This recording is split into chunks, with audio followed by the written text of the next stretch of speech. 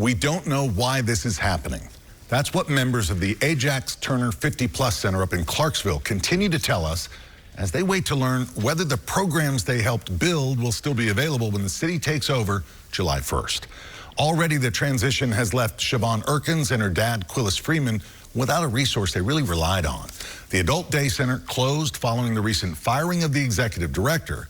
It's a story News Channel 5's Hannah McDonald has followed through on for months now, even filing a number of public records requests along the way. Well, now her investigation raises new questions about how early some behind-the-scenes decisions by a small group of people may have shaped the situation seniors now face. How about I make you a sandwich?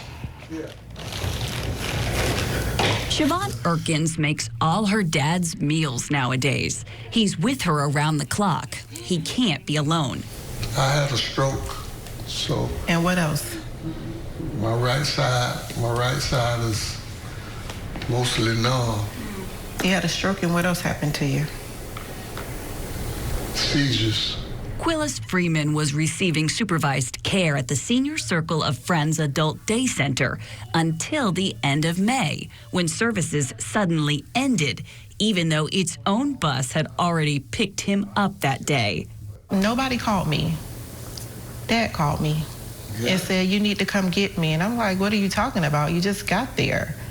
And he said, well, they fired the director. You have to come get me. The center was part of the Ajax Turner 50+ Center in Clarksville. When city-appointed board members voted to fire Executive Director Rita Alsop, services at the Adult Day Center came to an abrupt end because the license was in her name. We didn't know what was going on.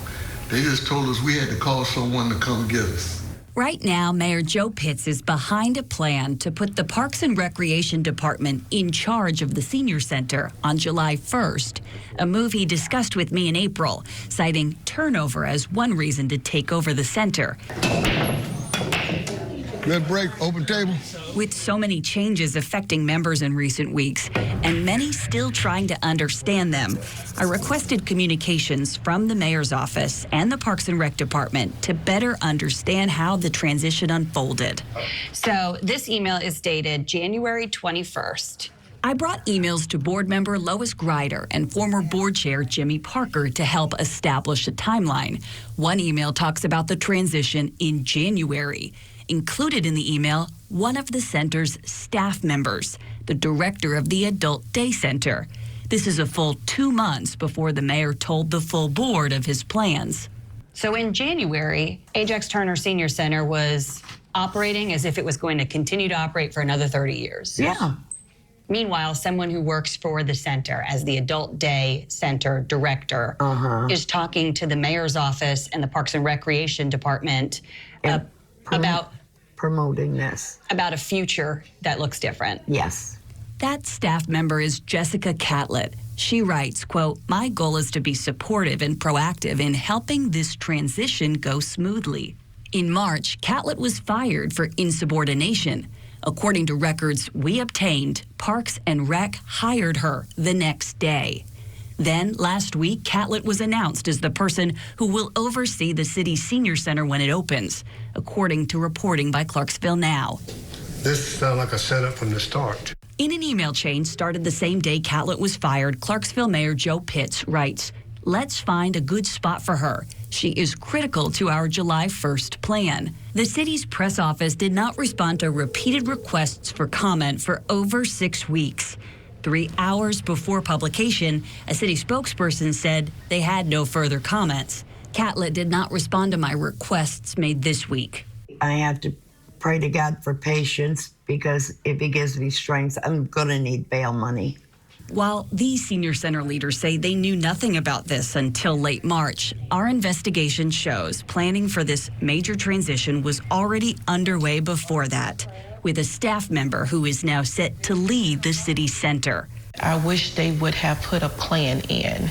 For Erkins, while she wants answers, keeping her father in a routine is paramount.